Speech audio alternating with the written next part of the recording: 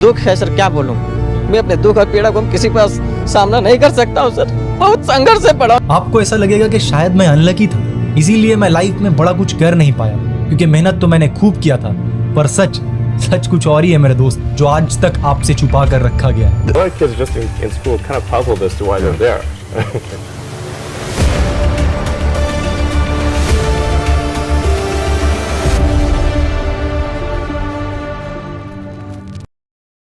India में mostly parents बच्चा पैदा होने से पहले ही ये फिक्स कर लेते हैं कि उनके बच्चे को एक गवर्नमेंट जॉब पाना ही है। अरे अगर इतनी मेहनत सरकारी नौकरी की तैयारी में की होती ना तो आज इतना काम नहीं करना पड़ता। मतलब गवर्नमेंट जॉब को पाना लाइफ का अल्टीमेट गोल बन जाता है। केवल पटना में ही 20 लाख स्टूडेंट्स गवर्नमेंट जॉब की तैयारी कर रहे हैं। और देखो खान सर की कोचिंग के बाद ये बच्चा क्या कह रहा है। कॉपी किताब में अपना जीवन व्यतीत कर दिए हैं और 2018 से हम पटना रह रहे हैं।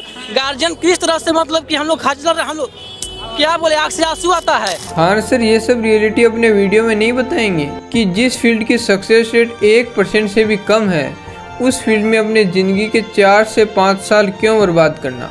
और 4 से 5 साल तो मैं फिर भी ज़्यादा बोला है। लोग तो अपनी ज़िंदगी के 12-12 साल सरकारी नौकरी की प्रिपरेशन में लगा देते हैं। हम लोग को बहुत हीन भावना से परिवार रिश्तेदार वाले उतना बात नहीं करते हैं सर। और मैं 2 साल से गाँव में भी नहीं गया अभी तक। दुख है सर, क्या बोलूँ। मैं अपने दुख और पीड़ा को किसी पास सामना नहीं कर सकता हूँ सर। बहुत संघर्ष से पढ़ा हूँ। ट्यूशन पढ़ा के मैं 2012 से ट्यूशन पढ़ा के अभी तक मैं पढ़ाई किया हूँ और मैं कुछ भी हासिल नहीं कर पाया। इनको पता है 99% स्टूडेंट्स 4 से 5 साल माँ बाप का पैसा और अपनी जवानी बर्बाद करके झोला लेकर वापस अपने घर जाने वाले हैं। बट होता क्या है, किसी सिलेक्टेड स्टूडेंट को स्टेज पे खड़ा करके स्टूडेंट्स को फेक मोटिवेशन और होप दी जाती है। तो सबसे पहली बात आती है कि यूथ गवर्नमेंट जॉब्स के लिए इतने फोकस्ड क्यों है। इसका सबसे पहला रीजन है जॉब सिक्योरिटी, जो कि प्राइवेट जॉब्स में नहीं है। लेकिन इस बात में अगर इतनी ही सच्चाई है तो क्यों जो रिच पीपल्स होते हैं, एंटरप्रेन्योर्स होते हैं, वो गवर्नमेंट जॉब्स की तरफ देखते तक नहीं हैं। भाई वो तो अमीर लोग हैं, वो रिस्क ले सकते हैं। हम तो मिडिल क्लास फैमिली से हैं, हम उतनी रिस्क नहीं ले सकते। ओके, तो गवर्नमेंट जॉब की प्रिपरेशन करना कम रिस्की है एज कम्पेयर टू अपना कोई बिजनेस स्टार्टअप करना या फिर ऑनलाइन अपना खुद का कुछ करना। सच देखना पसंद नहीं होता है। जैसे एवरी सिंगल ईयर 10 से 11 लाख लोग यूपीएससी के एग्जाम में पार्टिसिपेट करते हैं और कितनी सीट्स अवेलेबल होती हैं? 600 से 800 सीट। इतना लो सक्सेस रेट कि क्या ही कहा जाए। और तो और गवर्नमेंट भी इस पे कोई एक्शन नहीं लेती है और मिडिल क्लास इंडियन के mostly youthful years in exams की प्रिपरेशन में ही वेस्ट हो जाते हैं। क्योंकि रियलिटी आपको पता है, गवर्नमेंट अगर नोटिफिकेशन निकाल दिए तो एग्ज़ाम नहीं करवाती। अगर एग्ज़ाम हो जाए तो रिजल्ट नहीं आता।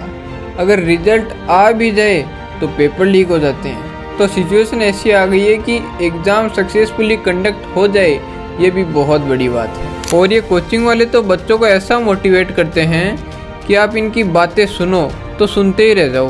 बेटा एक गवर्नमेंट एग्ज़ाम क्रैक कर लो, लाइफ सेट है। मैं देखता हूँ कि गवर्नमेंट एग्ज़ाम की प्रिपरेशन करने वाले स्टूडेंट्स का कोई फिक्स्ड गोल नहीं होता कि मुझे टीचर बनना है, पुलिस ऑफिसर बनना है या फिर ऐसा कुछ नहीं।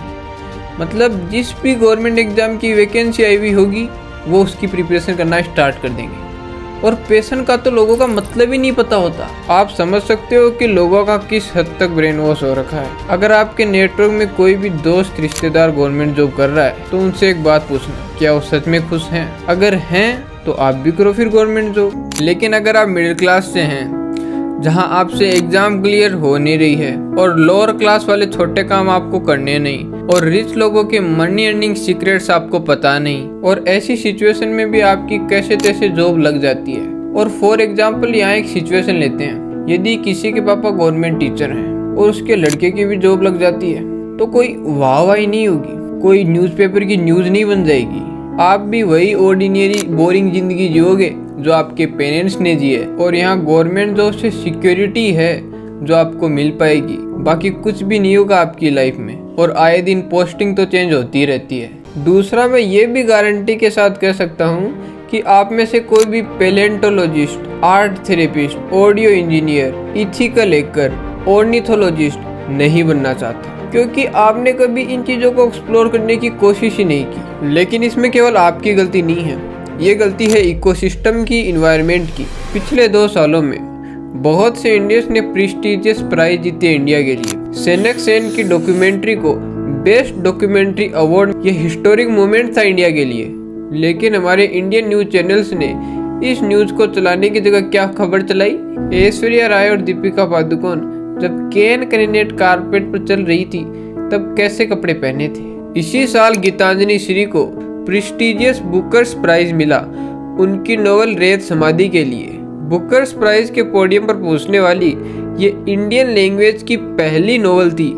लेकिन क्या आपने इस खबर के बारे में सुना?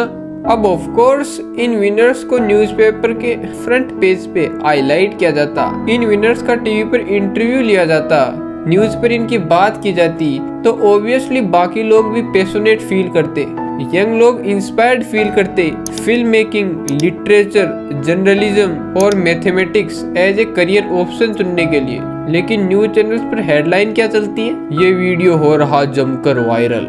क्या आपने कभी किसी कौवे को रैंप वॉक करते देखा है? नहीं देखा है तो इस वीडियो पर नजरें गड़। बताओ जरा, इस तरीके से कोई बेनिफिट पहुंचेगा सोसाइटी को?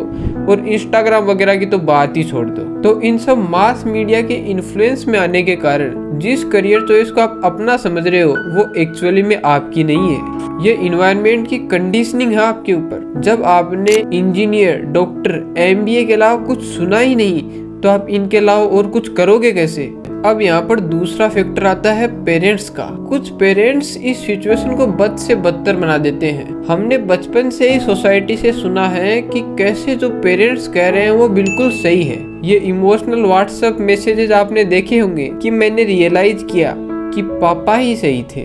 वक्त बीत जाने के बाद ही एहसास होता है। शाबाश बेटा। तो जब ऐसे पेरेंट्स कहते हैं कि हमने तो अपने बेटे को लॉयर ही बनाना है, हमने तो अपने बेटे से कह दिया है कि चाहे कितनी ही साल लगे UPSC क्रैक करना है, हमने तो अपनी बेटी को डॉक्टर ही बनाना है, बट ये पेरेंट्स भूल जाते हैं अपने आप को अपडेट करना। और इसका नतीजा ये होता है कि इंडियन इकोनॉमी के लिबरलाइजेशन होने के बाद भी सरकारी नौकरी टॉप डिमांड पर है।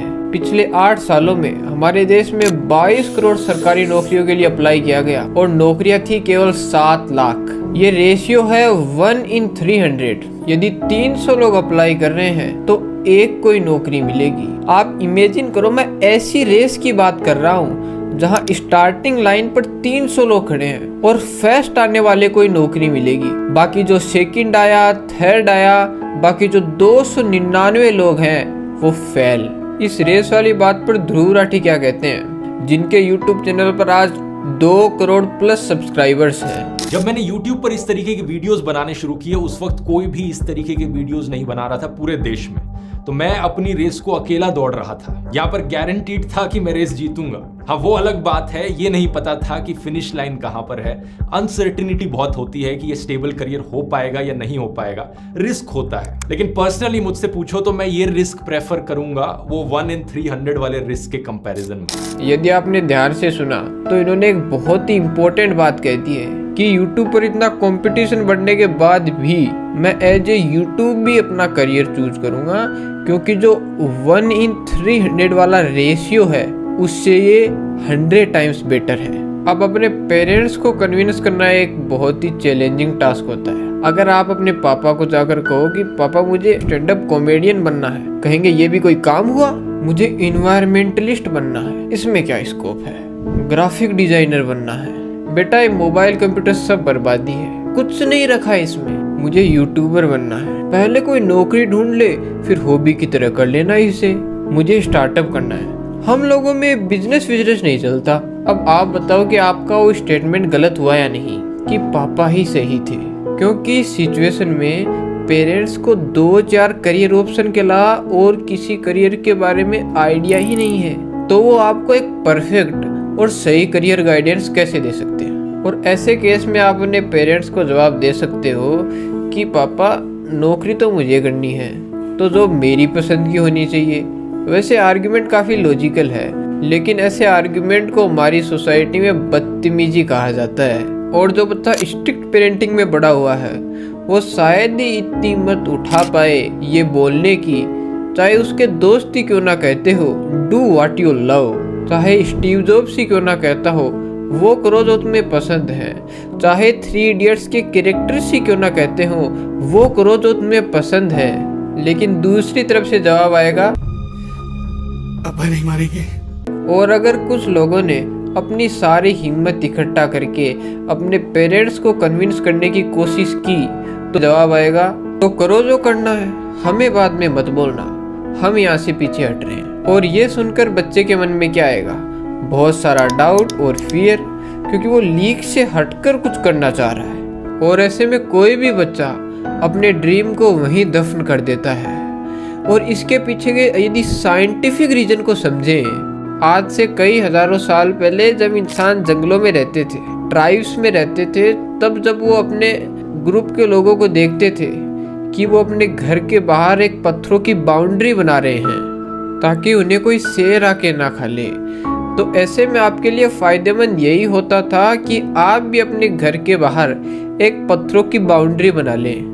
और मेन रीजन है कि आपको सेफ फील होता है। फॉर एग्जाम्पल, आपका रूममेट नीट की तैयारी कर रहा है और आपके फूफा का लड़का भी नीट की तैयारी कर रहा है।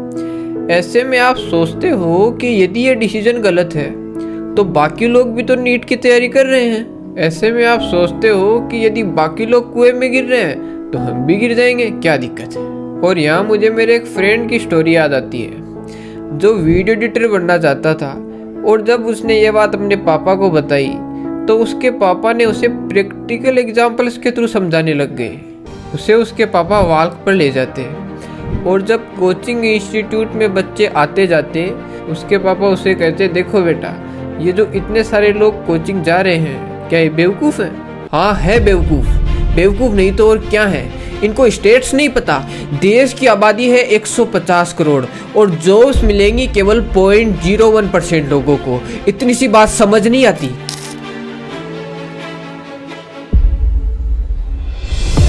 मतलब इंडियन पेरेंट्स को ऑनलाइन की चीज़ समझाना किसी महाभारत से कम नहीं। वो अलग बात है कि आज मेरा दोस्त एक अच्छा वीडियो एडिटर है और महीने के आराम से 70 to 80 के अर्न कर लेता है और एक एवरेज इंडियन से अच्छी लाइफस्टाइल जी रहा है।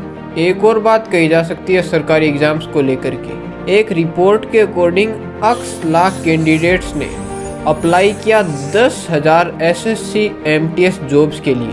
ये वो जॉब है जो मल्टीटास्किंग स्टाफ के लिए है। जॉब मिलने के चांस 0.005%, और अगर जॉब मिल भी जाए तो सैलरी कितनी मिलेगी?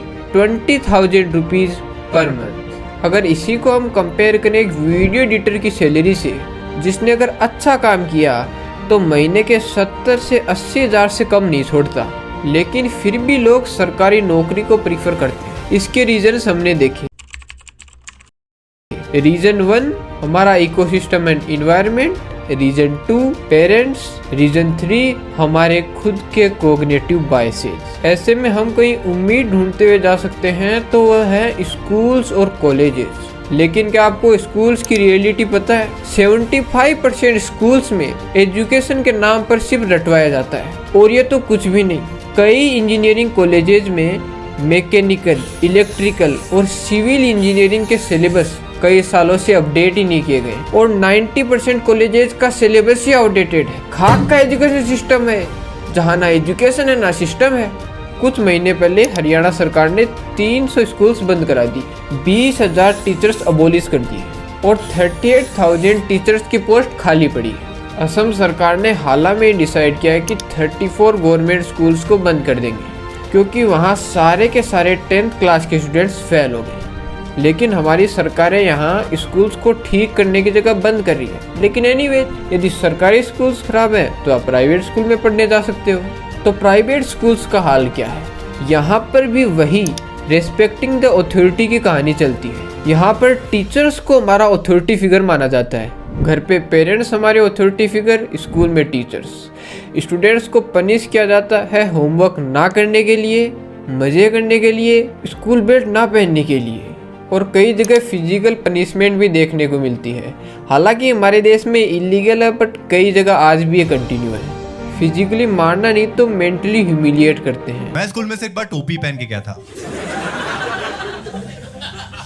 मेरे को टीचर ने इतना जलील किया, मेरी आत्मा को टोपी से नफरत हो गई। मैं आपको मेरे स्कूल का एक इंसिडेंट शेयर करता हूँ, जहाँ एक लड़के को क्लास टेस्ट में चीटिंग करने पर स्कूल के सभी स्टूडेंट्स के सामने स्टेज पे मुर्गा बना दिया जाता है। अगर आपको याद हो तो जब आप छोटे थे तब टीचर हर स्टूडेंट से खड़ा करके पूछते थे कि व्हाट इज योर ड्रीम। तो ज़्यादातर स्टूडेंट्स के वही 3-4 कॉमन आंसर होते थे। क्लास में शायद ही कोई स्टूडेंट होता था जो कहता था एक्टर या फिर सिंगर जैसा कुछ अलग ड्रीम, और ये बोलने की बस देरी ही होती थी। उसके बाद सारे क्लास के स्टूडेंट्स और टीचर्स उसके मजे लेना स्टार्ट कर देते। बड़ा होके क्या बनेगा? मास्टर जी, मैं चैंपियन बनूंगा और मेडल लाऊंगा। लेकिन अगर आप थोड़ा सा भी ध्यान से सोचोगे तो आपको समझ आएगा कि इस पूरे स्कूल और कॉलेज के दौरान आपको एक ऐसा पर्सन बनाने का प्रोसेस चल रहा होता है कि जब वो पर्सन स्कूल और कॉलेज के बाहर निकले तो उसके दिमाग में बस एक ही गोल हो, किसी तरीके से कोई जॉब मिल जाए, और अगर दूसरे शब्दों में कहूँ, मुझे अपने यहाँ पर कोई काम पे रख ले। आपके पूरे स्कूल और कॉलेज के प्रोसेस के दौरान आपको कभी भी सेल्फ इंडिपेंडेंट पर्सन बनने के लिए सिखाया नहीं जाता, क्योंकि एजुकेशन सिस्टम कभी भी आपको सेल्फ इंडिपेंडेंट बनने के लिए बनाया ही नहीं गया। इस एजुकेशन सिस्टम का अल्टीमेट गोल ही यही है कि फैक्ट्री को एक अफोर्डेबल और चीप वर्कर प्रोवाइड किया जाए। लेकिन कैसे भी करके सॉल्यूशन तो निकालना पड़ेगा। मुझे पता है कि हर चीज़ आपके कंट्रोल में नहीं है, लेकिन जो चीज़ आपके कंट्रोल में है वो तो आप कर ही सकते हो ना। सबसे पहले बात करते हैं मास मीडिया की या फिर सोशल मीडिया की। आप अपने घंटों वेस्ट कर देते हो इंस्टाग्राम पर रील्स और यूट्यूब पर शॉर्ट्स देखने में, बट क्या हो अगर आप अपने ये 3-4 घंटे किसी स्किल को सीखने में लगा लो। आप एक बार इमेजिन करके देखिए, यदि आपने ग्राफिक डिजाइनिंग, वीडियो एडिटिंग इस टाइप की कोई स्किल सीख लो और आप अपने कॉलेज की फीस खुद पे करो, तो क्या खुशी होगी आपके पेरेंट्स को और क्या होगी आपको। और अगर कंटेंट देखना ही है तो वो कंटेंट देखो जो आपकी स्किल से रिलेटेड हो, आपके पैशन से रिलेटेड हो। यूट्यूब पे बहुत सारे लोग फालतू के वीडियोस देखते हैं। फालतू के वीडियोस देखने के बजाय अपनी इंडस्ट्री के वीडियोस देखो। अपनी इंडस्ट्री के भर भर के प्लेलिस्ट पड़े होंगे, वो सारे प्लेलिस्ट चार्ट डालो। इट्स लाइक कि मतलब अपना कंटेंट कंजम्पशन पैटर्न जो है उसको पूरा अपने पैशन वाला बना दो। तुम्हें सिंगर अगर बनना था तो तुम्हारे यूट्यूब फीड में सिर्फ वही सब आना चाहिए। सेकेंड सॉल्यूशन है स्कूल्स के लिए कि कैसे स्कूल्स करियर काउंसलिंग को स्कूल का पार्ट बना के प्राइवेट और गवर्नमेंट स्कूल यहाँ पर खुद से इनिशिएटिव उठा सकते हैं। यदि करिकुलम चेंज नहीं हो रहा है तो वे खुद से स्कूल के लिए करियर काउंसलर अपॉइंट कर सकते हैं। और अगर ये भी नहीं किया जा सकता तो कम से कम 10th क्लास के बच्चों के लिए करियर काउंसलिंग वर्कशॉप ऑर्गेनाइज की जा सकती है, जहां एक गेस्ट स्पीकर आए और बच्चों को अलग अलग करियर के बारे में बताए। यहाँ बदलाव लाना बहुत जरूरी है। ये केवल बच्चों की जिंदगी का सवाल नहीं है, उनकी सैलरी और करियर का सवाल नहीं है, बल्कि देश की डेवलपमेंट का भी सवाल है। जहां आपको ज़्यादातर डेवलप कंट्रीज में दिखेगा कि हर तरीके के करियर और प्रोफेशन को इक्वली इम्पोर्टेंस दी जाती है। जब देश में हर तरीके के करियर और प्रोफेशन होंगे तभी तो एक होलिस्टिक तरीके से डेवलपमेंट होगी देश की। आप में से काफी लोग पूछते हैं कि आप पैशन को फॉलो करने पे इतना जोर क्यों देते हो? तो भाई इसका रीजन ये है कि आपको यदि मैं एग्जांपल से बताऊं, सकलेन खान, ये बंदा 1 महीने पहले कुछ भी नहीं था और आज इसके चैनल पे 3 लाख सब्सक्राइबर्स हैं। और ये हुआ कैसे? अपना पैशन फॉलो करने से। आज से ही, अभी से ही start working on your passion. और अगर वीडियो पसंद आया हो तो आप लाइक कर सकते हैं।